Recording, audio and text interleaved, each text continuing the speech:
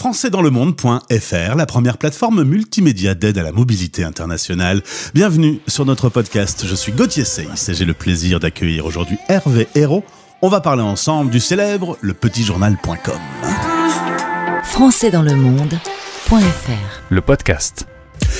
C'est l'arroseur arrosé, celui qui interviewe, qui se fait interviewer aujourd'hui. Il est fondateur et directeur lepetitjournal.com. Chaque Français qui prépare son expatriation, qui la vit ou qui en revient, évidemment, s'est déjà baladé pour trouver des informations sur ce célèbre site. On va donc revenir en arrière et à Mexico. Bonjour Hervé. Bonjour Gauthier, bonjour à tous les auditeurs. Ça te fait plaisir de retourner il y a un petit 25 ans à Mexico?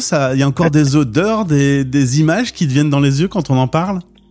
Alors écoute, ça me fait d'autant plus plaisir que j'ai eu la chance d'y retourner l'été dernier, fin août, début septembre, et ça faisait 18 ans que j'y étais pas allé, donc c'était beaucoup de souvenirs, et puis évidemment c'était aussi des souvenirs. J'ai eu la chance de retourner, on est passé devant les maisons où on habitait, et du coup j'ai eu la chance de revoir où lepetitjournal.com a été créé et où je l'ai lancé.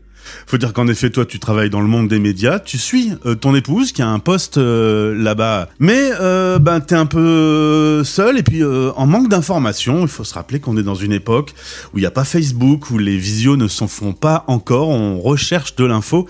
Et toi, tu te dis, je suis un Français expatrié au bout du monde.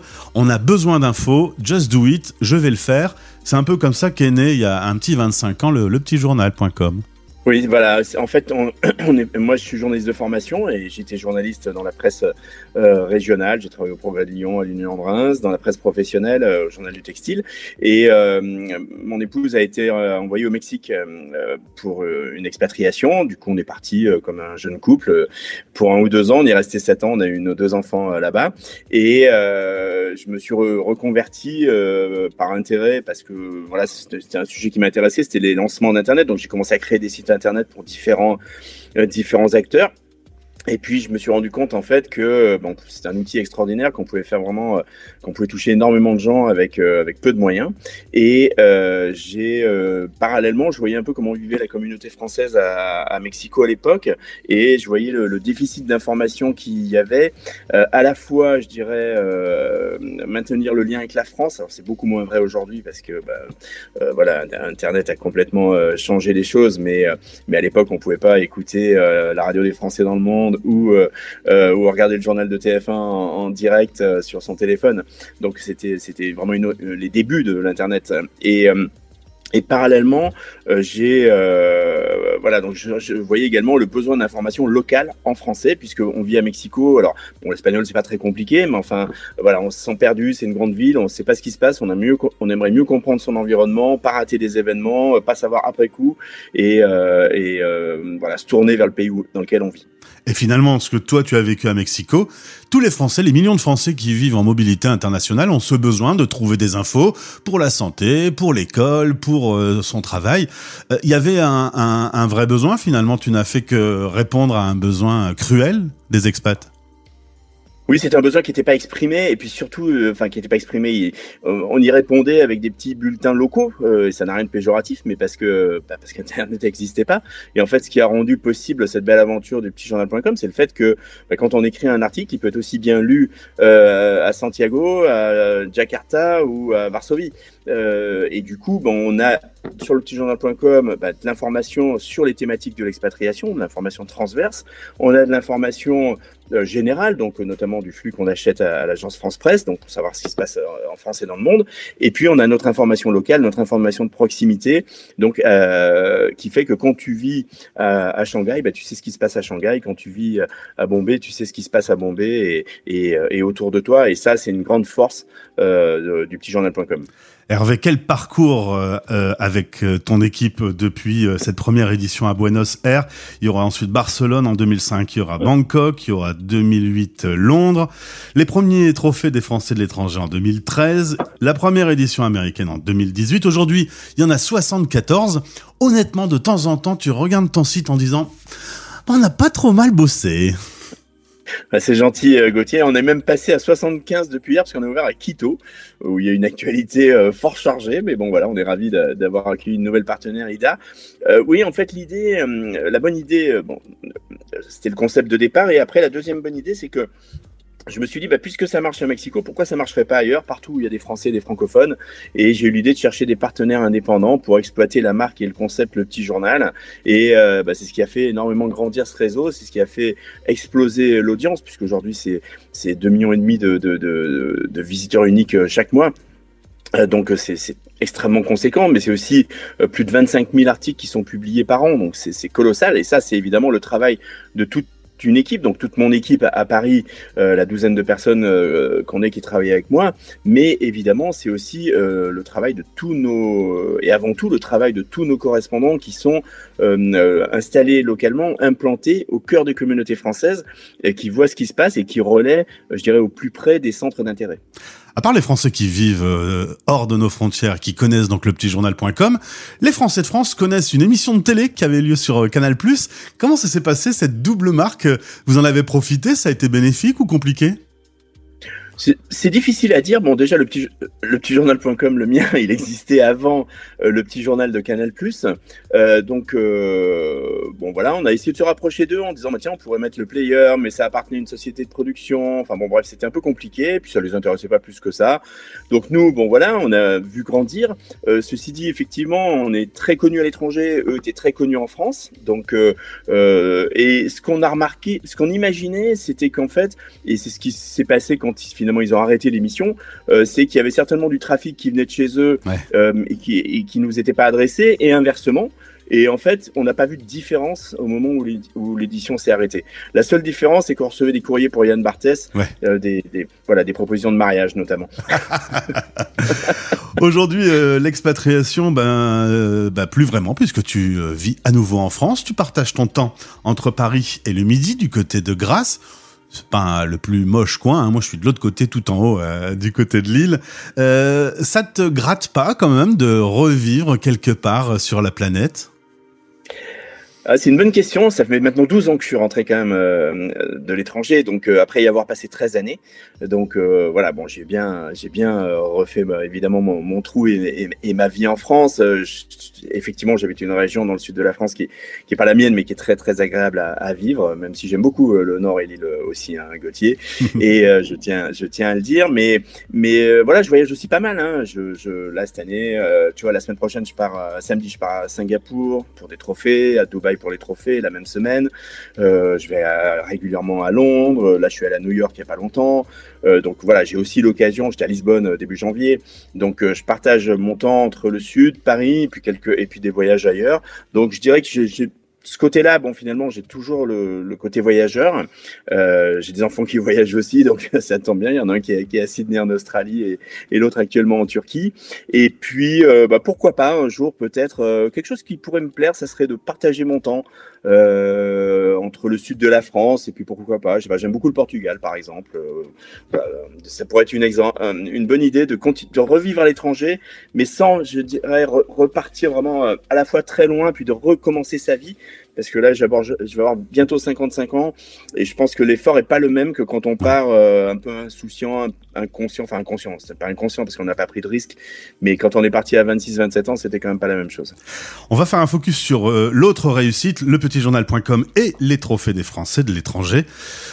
J'interviewe, là aujourd'hui, ça fait l'interview 2082, donc des Français qui vivent à travers le monde, et j'ai toujours cette étonnante révélation quand je les interviewe de la richesse, de la qualité, de cette culture française qui est dispatchée dans le monde à travers ces Français qui vivent en expatriation.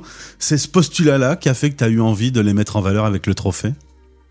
Absolument, Gauthier. En fait, après avoir vécu 13 ans à l'étranger et développé le petitjournal.com, j'ai été assez désagréablement surpris, pour pas dire un peu effaré, quand je suis revenu en France, de voir en fait le bashing qu'il y avait autour des expatriés, des Français de l'étranger, enfin soit la méconnaissance, soit vraiment le mépris. C'est-à-dire qu'en fait, les seuls, je suis rentré, c'était les exilés fiscaux, Arnaud, Gérard Depardieu, enfin voilà. Bon, en gros, on les limite, nos Français de l'étranger, à de l'exil fiscal. des retraités et des gens qui se la coulent tous au soleil, des CV cocotiers, alors qu'en fait, on est très très loin du compte. Je dis pas que ça n'existe pas, l'exil fiscal, mais on parle de quelques milliers de personnes versus 3 millions et des situations qui sont complètement différentes. Et surtout, nous, je le voyais, moi je l'ai vu en ayant vécu 13 ans à l'étranger, mais surtout je le voyais à travers tous les articles qu'on faisait dans le petitjournal.com, et également c'est ce que tu vois toi avec tes interviews, avec tes témoignages, plus de 2000 félicitations Gauthier, et vraiment je me disais mais en fait il y a beaucoup plus de diversité, puis surtout il y a des gens qui font des choses incroyables, que ce soit des entrepreneurs, que ce soit des artisans, que ce soit des bénévoles, des gens dans l'humanitaire, le caritatif, des artistes, des sportifs, enfin voilà, il y a une variété, des profs. Enfin voilà, il y a plein de gens qui font des choses incroyables, qui prennent le meilleur de la culture française, le meilleur de la culture locale, qui créent des ponts, qui innovent et dont on pourrait s'inspirer, et qui sont aussi les ambassadeurs de la France. En fait, c'est ça qu'il faut mettre en avant avec les trophées, c'est qu'en fait ces gens-là, ils sont français et ils font rayonner la France à l'étranger. Donc il n'y a pas de raison de ne pas les mettre en valeur, et ça a été dès le début vraiment le postulat, comme tu l'as dit, des trophées des Français de l'étranger. J'ai eu la chance d'être bien accueilli par la ministre déléguée aux Français de l'étranger, Hélène Conway-Mouret, la sénatrice qui avait ce poste à l'époque et qui m'a accueilli, qui nous a accueillis pour la première au Quai d'Orsay. Et pour l'instant, voilà, on fera la 12e cette année, et j'en suis vraiment fier et ravi. On a récompensé, parce qu'on le fait maintenant aussi, comme je le disais, à Singapour, Dubaï, Londres, New York, Madrid et Hong Kong, et on a récompensé plus d'une centaine de Français. Ça veut dire des gens qu'on a mis à l'honneur. Et plus que mis à l'honneur, surtout mis en lumière, et on leur a donné de la visibilité pour qu'ils puissent les aider à développer leurs projets dans notre modeste mesure. Hervé, fondateur et directeur lepetitjournal.com, dans la liste des dates marquantes, il y en a une en particulier qui sera marquante pour françaisdanslemonde.fr, c'est janvier 2024, puisque désormais, lorsqu'on se balade dans les différentes éditions lepetitjournal.com, on peut se balader et surfer en écoutant la radio. C'est un nouveau partenariat qui s'ouvre ce jour. D'abord, merci pour votre confiance. Merci de nous avoir acceptés sur votre plateforme. Évidemment, pour nous, c'est l'occasion de se faire connaître et de proposer aussi une version complémentaire à vos articles, puisqu'on peut entendre les invités. Les gagnants des trophées des Français de l'étranger seront invités à notre micro. Donc, c'est une date importante pour nous deux. C'est moi qui te remercie Gauthier, je suis vraiment ravi. Je crois que nos marques sont extrêmement complémentaires. Nous on fait pas du tout de son, pas du tout de podcast, on fait pas d'audio, c'est pas notre métier, on sait pas faire ça. Toi tu le fais très bien, donc je pense que c'est un média qui se développe aussi, le média audio sur internet, et ta marque et ta radio se développent très bien, j'en suis vraiment ravi. Donc à nous de bien travailler ensemble, et il n'y a pas de raison, puisque déjà on s'entend bien, et je pense que effectivement on est très complémentaires. Et voilà, moi j'aime bien les gens qui donnent la parole aux Français de l'étranger et qui font ça de façon professionnelle. Mais merci beaucoup. Je tiens au passage à remercier aussi tes équipes. Je pense à Damien et Capucine avec qui je travaille au quotidien. Voilà, les présentations sont faites, le ruban rouge est coupé. On peut donc maintenant surfer sur le Petit Journal en écoutant la radio des Français dans le monde. On va avoir d'autres occasions de se retrouver. Je pense notamment au magazine Expat. Un prochain rendez-vous va sortir, mais on se retrouvera, comme disait le célèbre Francis Lalanne. D'ailleurs, il n'est pas mort. Voilà. Je rajoute pas parce que j'aurais dit une connerie sinon. Merci beaucoup. Aujourd'hui, c'est Paris ou c'est le Sud ? Non, là, je suis dans le sud. Je sais pas si... je suis resté encore un petit peu au soleil. Profite bien. Au plaisir de se retrouver sur l'antenne. À bientôt. Merci Gauthier, au plaisir. Françaisdanslemonde.fr. Écoutez les Français du monde raconter leurs belles histoires. Les grosses voitures américaines, des fois on en voit même certaines qui sont plaquées or. Il y a la muraille qui a été reconstruite, on peut se balader sans problème, ça c'est magique. Les Canadiens vont dans des restaurants ou des boulangeries françaises sans aucun problème. Françaisdanslemonde.fr, un service gratuit dédié à la mobilité internationale pour accompagner ceux qui s'y préparent, la vivent ou en reviennent. Françaisdanslemonde.fr. Avec plus de 2000 interviews que vous pouvez écouter très simplement en version podcast depuis notre site ou via votre appli habituelle, Spotify, Deezer, YouTube. Et désormais, écoutez la radio lorsque vous surfez sur lepetitjournal.com. le média de référence des Français et francophones à l'étranger, présent dans 74 villes dans le monde.